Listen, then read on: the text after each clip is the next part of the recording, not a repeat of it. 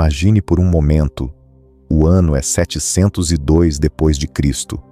Os exércitos árabes acabaram de conquistar meio mundo conhecido. Impérios milenares caíram como castelos de areia. Constantinopla treme. A Europa se prepara para o pior. Mas existe um lugar, um único lugar, onde essa máquina de guerra imparável não apenas parou, ela foi destruída. E quem fez isso não foi um imperador, não foi um exército de milhões, foi uma mulher, uma rainha berbere que os árabes chamavam de Al-Kahina, a feiticeira. Seu nome era Dihya, e esta é a história de como ela fez algo que ninguém conseguiu: humilhar completamente os conquistadores do mundo. Mas cuidado, porque o final desta história vai te deixar sem palavras. E se você ainda não se inscreveu no canal, eu garanto que depois desta história, você vai querer ver muito mais histórias incríveis da África que nunca te contaram. Então aperte o play, porque você está prestes a conhecer a mulher que fez tremer o império mais poderoso do século VII. Para entender a magnitude do que Dihya fez, precisamos primeiro entender o mundo em que ela vivia. Estamos no ano 647. O norte da África é um mosaico de povos e culturas. No leste, o Egito bizantino. No centro, as tribos berberes livres. No oeste, os reinos visigóticos. Mas uma força está mudando tudo isso. Os exércitos árabes, unidos sob a bandeira do Islã, começam sua expansão pelo norte da África. E eles não estão apenas conquistando territórios, eles estão reescrevendo a história. Em 647, derrotam os bizantinos no Egito. Em 670, fundam Cairoan na atual Tunísia. Em 682, chegam ao Marrocos. Parecem imparáveis. Mas existe um problema. No coração das montanhas do Atlas, nas terras que hoje conhecemos como Argélia e Tunísia, vivem os berberes. E os berberes não se curvam facilmente. Os berberes não são um povo unificado. São dezenas de tribos, cada uma com seus próprios costumes, suas próprias tradições. Alguns são cristãos, outros seguem religiões ancestrais. Mas todos têm uma coisa em comum: valorizam acima de tudo sua liberdade. E é aqui que nossa história realmente começa. Porque entre essas tribos existe uma confederação poderosa, os Jarawa. E à frente dessa confederação está uma mulher extraordinária. Seu nome é Dihya, mas para os árabes ela se tornará Al-Kahina, a feiticeira, um nome que carregará tanto medo quanto respeito. Quem era esta mulher que se tornaria o pesadelo dos conquistadores árabes? Dihya nasce por volta do ano 580, em algum lugar das montanhas Aurés, no que hoje é a Argélia. Ela pertence à tribo dos Jarawa, uma confederação berbere poderosa que controla rotas comerciais estratégicas. Mas Dihya não é uma berbere qualquer. Segundo as crônicas árabes, Dihya possui algo raro. Ela é uma kahina, uma profetisa. Na cultura berber, uma kahiná não é apenas uma líder espiritual. Ela é uma estrategista, uma diplomata, uma juíza. Alguém que pode ver além do óbvio, que consegue antecipar movimentos dos inimigos. E Dihya demonstra essas habilidades desde jovem. Quando seu pai morre, ela não herda apenas o título. Ela conquista o respeito das tribos vizinhas através de alianças inteligentes e vitórias militares precisas. Por volta dos 40 anos, Dihya já é reconhecida como a líder da Confederação Jarawa. Controla um território que vai das montanhas Aurés até o litoral tunisiano. Mais importante, controla as rotas que ligam o Mediterrâneo ao deserto do Saara. Mas há algo mais sobre Dihya que as fontes árabes mencionam com uma mistura de admiração e terror. Ela tem a capacidade sobrenatural de prever o futuro. Agora você pode pensar, isso é só superstição. Mas espere até ver como ela vai usar essa superstição para humilhar o exército mais poderoso do mundo. Porque em 695, os árabes finalmente chegam às suas terras. e eles não vêm em paz. O comandante árabe Hassan ibn al-Numan tinha uma reputação temível. Havia conquistado Cartago, havia subjugado dezenas de tribos berberes.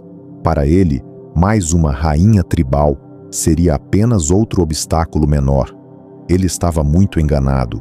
O primeiro encontro acontece em 695, perto da cidade de Tebessa. Hassan marcha com cerca de 40.000 homens, cavalaria árabe, infantaria síria, mercenários berberes que já se aliaram aos conquistadores. Do outro lado, Diriyah tem talvez 15.000 guerreiros, principalmente berberes das montanhas, alguns núbios do sul, cavaleiros nômades do deserto. Em números, ela está em desvantagem, mas Diriyah tem algo que Hassan não tem. Conhece cada pedra, cada vale, cada fonte de água daquelas montanhas. A batalha de Tebessa não segue nenhum padrão militar conhecido. Hassan espera uma batalha frontal, como estava acostumado. Em vez disso, Diriyah implementa uma estratégia que os militares modernos chamariam de guerra assimétrica.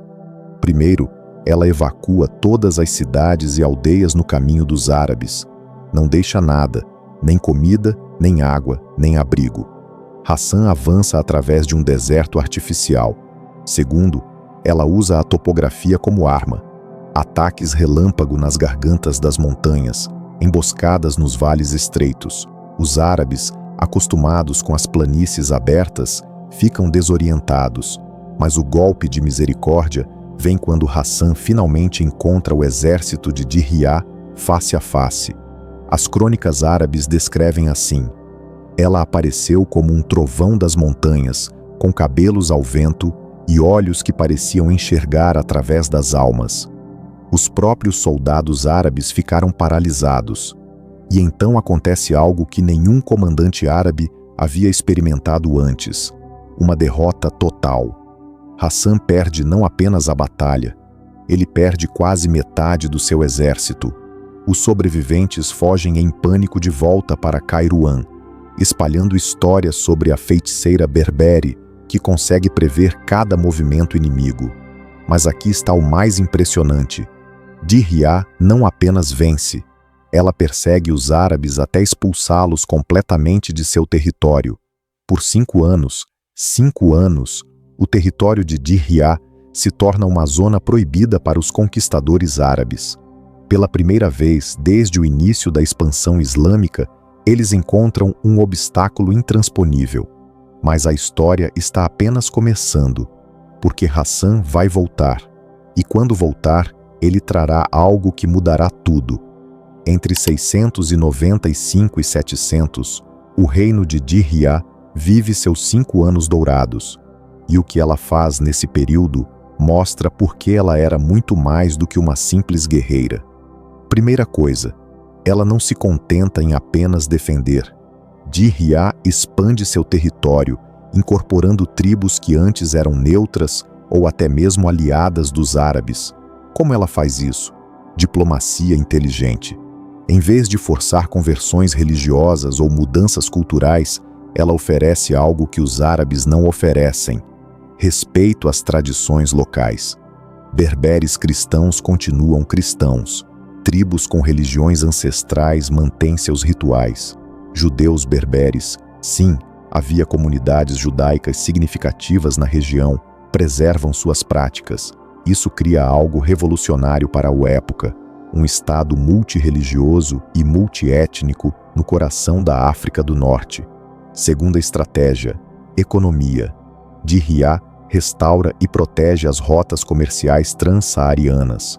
Ouro do Sudão, sal do deserto, escravos, especiarias, tudo passa pelo território dela. Os mercadores preferem suas rotas porque ela garante segurança sem impor taxas abusivas. O resultado?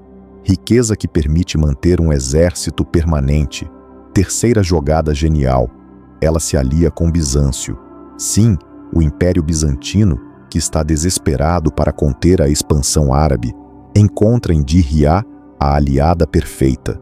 Bizâncio fornece armas, navios para transporte marítimo, até mesmo alguns soldados especializados.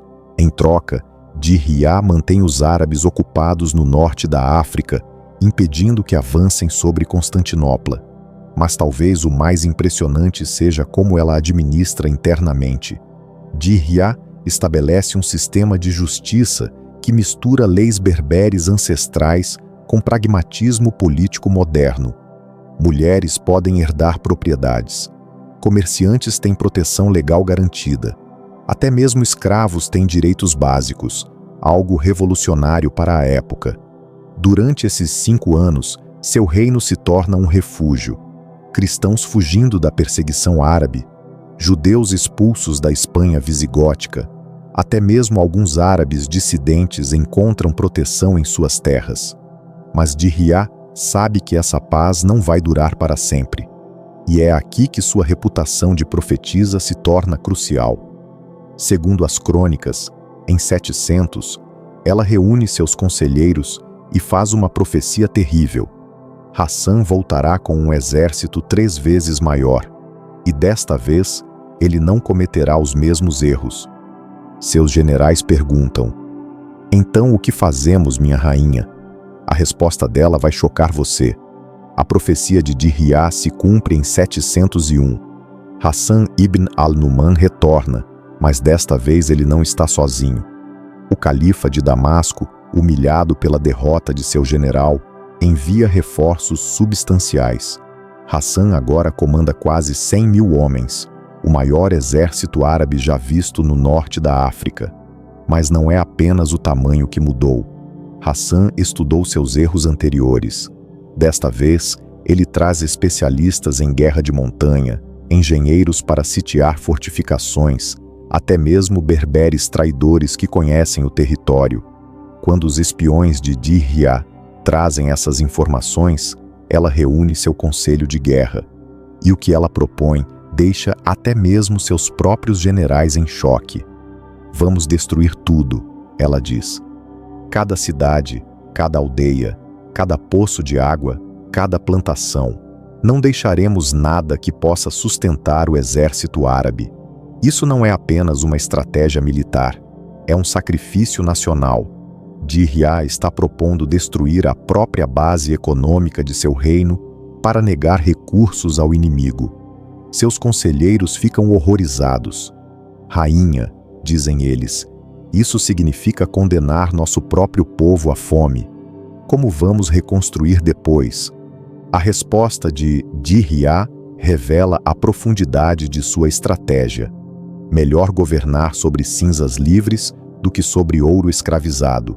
E quanto à reconstrução, deixem isso comigo. O que se segue é uma das campanhas de terra queimada mais sistemáticas da história antiga.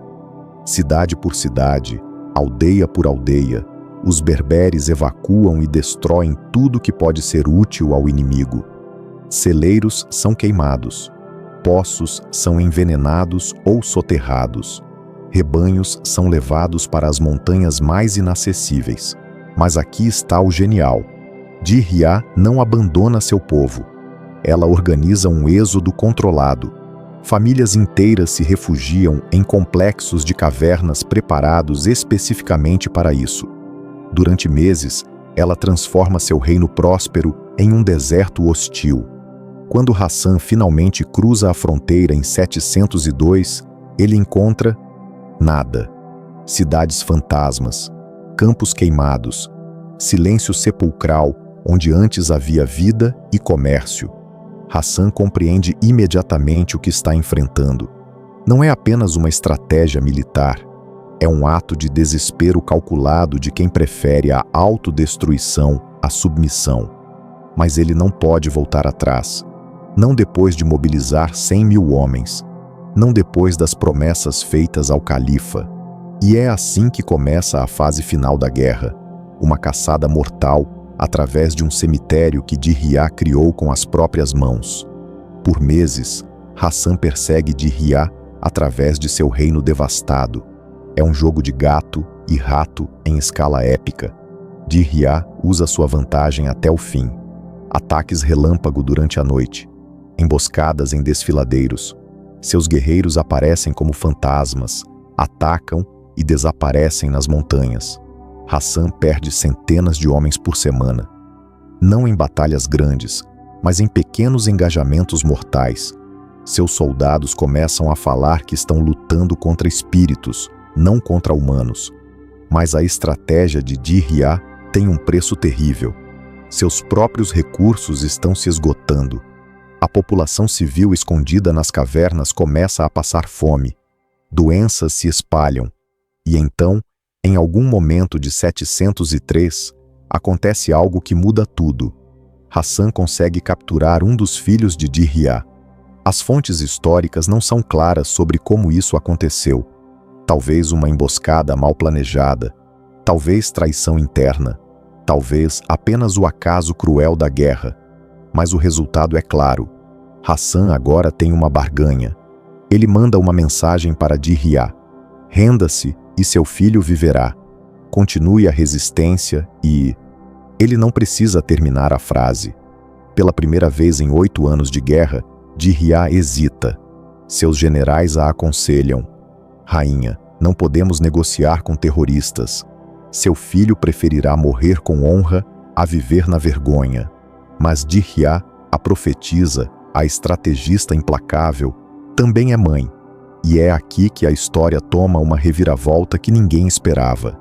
Diriyah decide enfrentar Hassan em batalha final, não para se render, mas para terminar a guerra de uma vez por todas. A Batalha de Tabarka acontece no final de 703, perto da costa tunisiana. É o último suspiro de 8 anos de resistência berbere. Diriyah reúne o que resta de suas forças, talvez 8.000 guerreiros berberes contra 80.000 árabes. Matematicamente, é um suicídio, mas ela tem um plano final, um último lance desesperado que, se funcionar, pode ainda mudar o curso da guerra. A batalha começa ao amanhecer, e o que acontece nas próximas horas vai se tornar lenda. A Batalha de Tabarka dura 3 dias, e por um momento impossível, parece que Diriyah pode conseguir mais um milagre. No primeiro dia, sua cavalaria berbere quebra as linhas árabes. No segundo dia, Hassan é ferido e quase capturado. No terceiro dia, os números finalmente falam mais alto. Cercada, com suas tropas destroçadas, Diriyah faz uma última escolha. Em vez de se render, ela lidera uma carga final contra o centro do exército árabe. As crônicas árabes descrevem assim: ela veio como uma tempestade, com a espada em punho e o nome de seus ancestrais nos lábios. Nem mesmo nossos bravos ousaram ficar em seu caminho. Diriyah morre como viveu, lutando. Seu corpo é encontrado cercado por dezenas de soldados árabes. Até mesmo Hassan, quando vê o corpo da rainha berbere, ordena que seja tratado com honras militares. Mas aqui está o mais impressionante. Mesmo na morte, Diriyah consegue uma última vitória. Seu sacrifício inspira outras tribos berberes a continuar a resistência. A conquista árabe do norte da África, que deveria ter terminado em 703, se arrasta por mais 2 décadas. E quando os árabes finalmente consolidam seu domínio, eles fazem algo inédito. Mantêm muitas das leis e costumes que Diriyah havia estabelecido. Mais importante, a memória de Diriyah se torna imortal. Para os berberes, ela é a rainha que preferiu a morte à escravidão. Para os árabes, ela é Al-Kahina, a profetisa guerreira digna de respeito até mesmo dos inimigos. Hoje, mais de 1.300 anos depois, Diriyah ainda é celebrada na Argélia, Tunísia e Marrocos como símbolo de resistência e dignidade. Sua história nos ensina algo poderoso, que a verdadeira força não vem do tamanho dos exércitos ou da quantidade de ouro. Vem da recusa absoluta em se curvar diante da injustiça. Diriyah perdeu a guerra, mas ganhou algo mais valioso: a eternidade. E se esta história te tocou tanto quanto tocou a mim, se inscreve no canal e ativa as notificações, porque a África tem centenas de histórias como esta, histórias de reis e rainhas que enfrentaram impérios, de guerreiros que mudaram o mundo, de pessoas comuns que fizeram coisas extraordinárias. E todas essas histórias merecem ser contadas. Todas essas histórias merecem ser lembradas. Até a próxima.